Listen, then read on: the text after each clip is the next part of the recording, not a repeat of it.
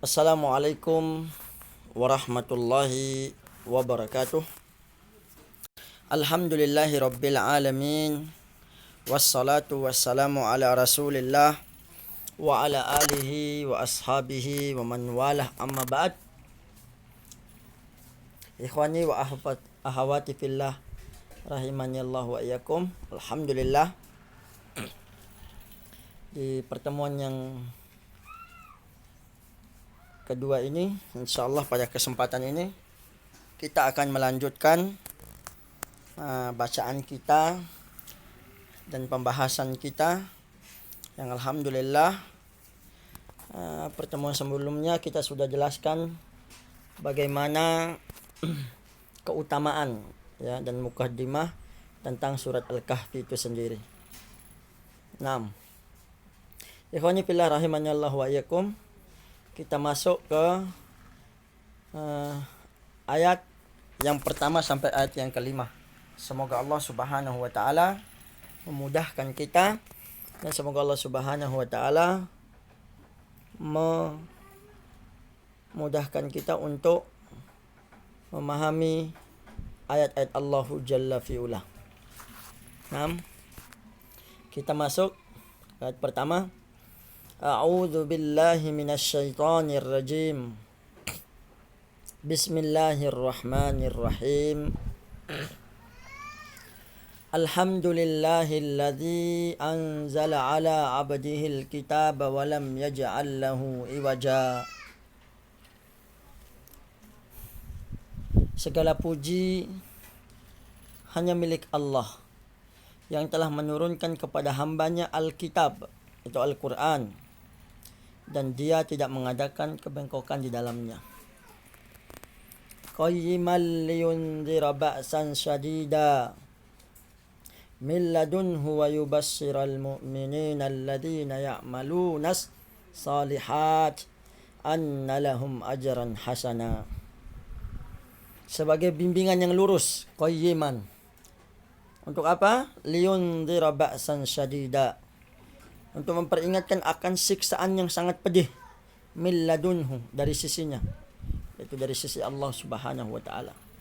Itulah tujuan Al-Quran diturunkan, yang mana Al-Quran tidak ada kebengkokan di dalamnya, sebagai bimbingan lurus.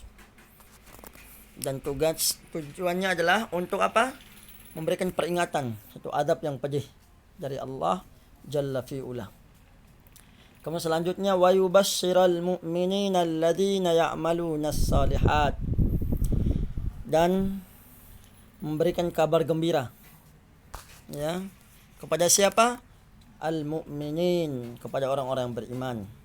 Alladzina ya'malunas salihat, siapa orang beriman itu? Mereka lah orang-orang yang mengamalkan amal saleh. Apa berita gembiranya? Anna lahum ajran hasana, bahwasannya bagi mereka adalah pembalasan yang baik. Makithina fihi abada, mereka kekal di dalamnya untuk selama-lamanya. Mereka tinggal di dalamnya, Masya Allah,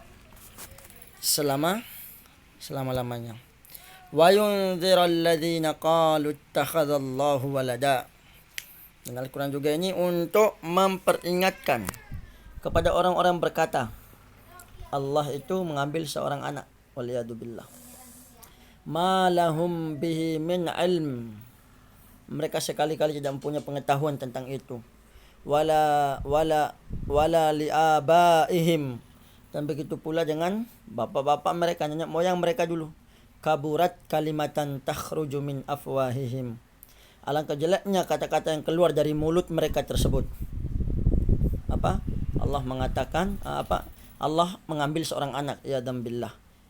Iyaquluna illa kadhiba, mereka tidak mengatakan kecuali perkataan dusta. Itulah terjemahan surat Al-Kahfi ayat 1 sampai 5. Ikhwani fillah rahimani Allah wa iyyakum. Dalam pembahasan ya terdahulu pada permulaan kitab tafsir Ibnu Katsir ini disebutkan Allah Subhanahu wa taala memuji dirinya sendiri. Alhamdulillahilladzi anzala ala abdihil kitaba wa lam yaj'al lahu iwaja.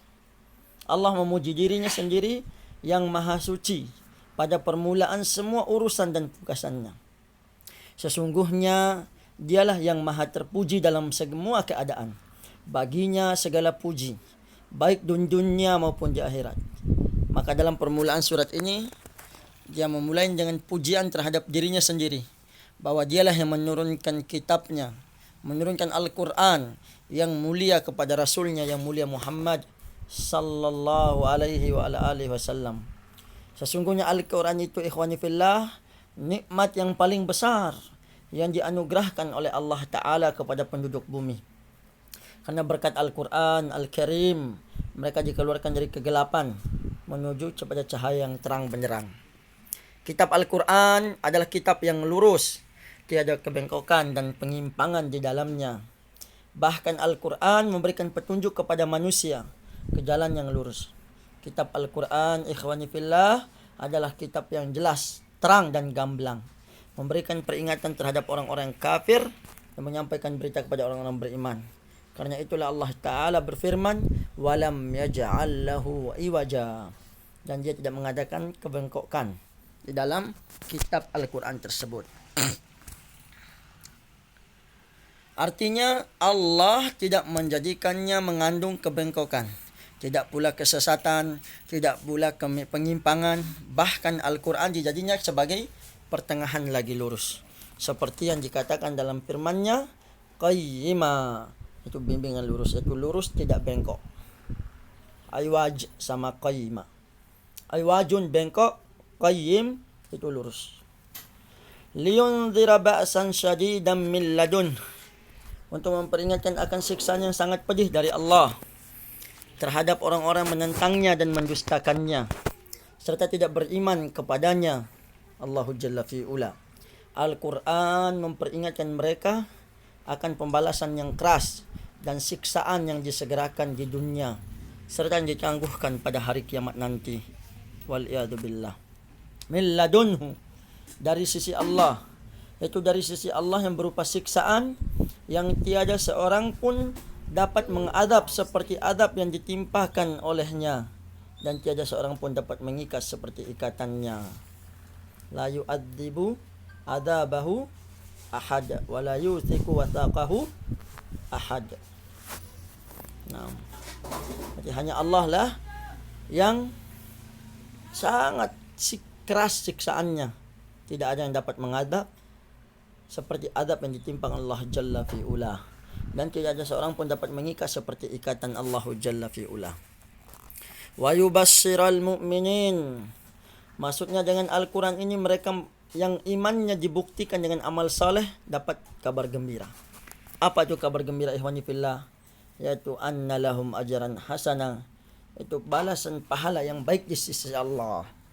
Makithina fih, mereka kekal di dalamnya. Mereka mendapat pahala yang kekal di sisi Allah, yaitu surga. Mereka kekal di dalamnya. Allahumma inna nas'alukal jannah. Ya Allah, kami mohon surga kepadamu. Adkhilnal jannata ma'al abrar, masukkanlah ke dalam surga bersama orang-orang yang berbuat baik. Amin ya rabbal alamin. Abadan, untuk selama-lamanya. Yakni mereka kekal dan abadi di dalamnya untuk selama-lamanya. Tidak pernah hilang dan tidak pernah habis nikmat yang diperolehnya. Masya Allah. Firman Allah Ta'ala ikhwani fillah, wa yunziral ladzina qalu ittakhadallahu walada. Ibnu Ishaq mengatakan makna yang dimaksud ialah orang-orang musyrik Arab. Mereka mengatakan kami menyembah malaikat-malaikat. Mereka adalah anak perempuan Allah. Waliyadu billah. Nah, ini maksudnya yang mengatakan Allah itu memiliki anak, mengambil seorang anak, itu katanya mereka musyrik Arab, bahwasannya para malaikat itu menurut mereka ayadam billah adalah anak-anak perempuannya Allahu subhanahu wa ta'ala. Ayadam billah. Padahal ma lahum bihi min ilm, mereka sekali-kali tidak punya pengetahuan ikhwani fillah. Itu dengan ucapan mereka buat-buat, mereka dustakan dari diri mereka sendiri. Wala li abaihim, dan begitu pula dengan nenek moyang mereka, yakni para pendahulu mereka. Sehingga Allah berfirman, kaburat kalimatan. Alangkah jeleknya kata-kata itu. Lafaz kalimatan di sini ikhwani fillah dalam ilmu nahwu dinasabkan sebagai tamyiz. Beda ya. Bentuk lengkapnya ikhwani fillah ialah alangkah buruknya kalimat mereka ini. Menurut pendapat yang lain, ungkapan ini adalah sigat. Sigat itu bentuk ya, bentuk ta'ajub. Bentuk lengkapnya adalah alangkah buruknya kata-kata mereka itu. Seperti kalimat akrim bi Zaidin rajulan. Alangkah mulianya Zaid sebagai seorang laki-laki. Akrim bi Zaidin rajulan. Demikian pula menurut sebagian para ulama Basrah, ya ulama nahwu. Sebagian ahli qiraat Makkah membacanya demikian, yaitu kaburat kalimatan. Perihalnya sama dengan kalimat kabura sya'nuka au azuma qauluka. Seperti itu. Yakni alangkah buruknya keadaanmu dan alangkah buruknya ucapanmu. Ini maknanya bisa makna ta'ajub ya. Alangkah buruknya ucapan itu, kaburat kalimatan. Ya, sebagai ta'ajub dan sebagai tamyiz. Makna yang dimaksud menurut qiraah jumhur ulama lebih jelas, bahwa sesungguhnya ungkapan ini dimaksudkan kecaman, ancaman yang keras terhadap ucapan mereka, bahwa mereka yang katakan itu merupakan kebohongan yang besar. Karena Allah berfirman, kaburat kalimatan takhruju min afwahihim. Alangkah jeleknya kata-kata mereka yang keluar dari mulut-mulut mereka. Yakni tidak berdasarkan kepada suatu bukti. Perkataan apa itu? Yang mengatakan bahwa Allah memiliki anak. Yang mana mereka mengatakan malaikat itu adalah anak-anak perempuannya Allah. Ya dzambillah. Itu kaburat kalimatan takhruju min afwahihim. Iyaquluna illa kadibah. Padahal sebenarnya perkataan kecuali hanya kedustaan. Muhammad ibnu Ishaq telah menyebutkan tentang latar belakang turunnya ayat ini ikhwani fillah. Asbabun nuzul ayat ini, kaburat kalimatan takhruju min afwahihim iyaquluna illa kadibah. Untuk itu yang mengatakan telah menceritakan padanya seorang guru dari kalangan ulama Mesir yang telah tinggal bersama kaumnya sejak 40 tahun yang lalu.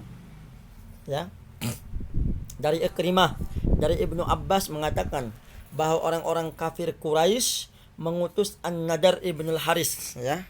An-Nadar ibnul Haris dan Uqbah bin Abu Mu'ah kepada orang-orang alim Yahudi di Madinah. Kaumnya apa? Kaumnya berpesan kepada mereka, tanyakanlah kepada orang-orang Yahudi itu tentang Muhammad dan ceritakanlah kepada mereka tentang sifatnya, serta beritahukanlah kepada mereka tentang apa yang diucapkannya, karena sesungguhnya mereka adalah ahli kitab yang terdahulu. Mereka mempunyai pengetahuan yang tidak kita miliki tentang para nabi. Kata siapa ini? Kata kafir Quraisy yang mengutus An-Nadar bin Haris sama Uqbah bin Abu Mu'ah.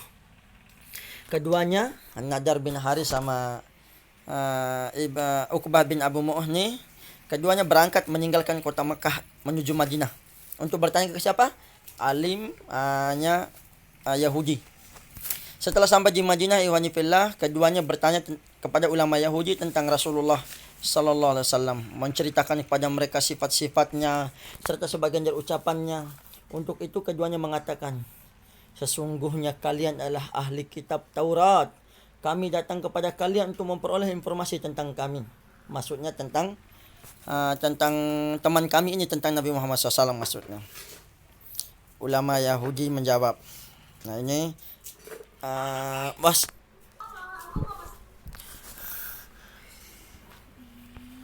ulama Yahudi itu menjawab. Ulama Yahudi menjawab, tanyakanlah oleh kalian. Nah ini asbabun nuzul surat Al-Kahfi ikhwani fillah. Tanyakanlah oleh kalian kepada dia tentang 3 perkara yang akan kami terangkan ini.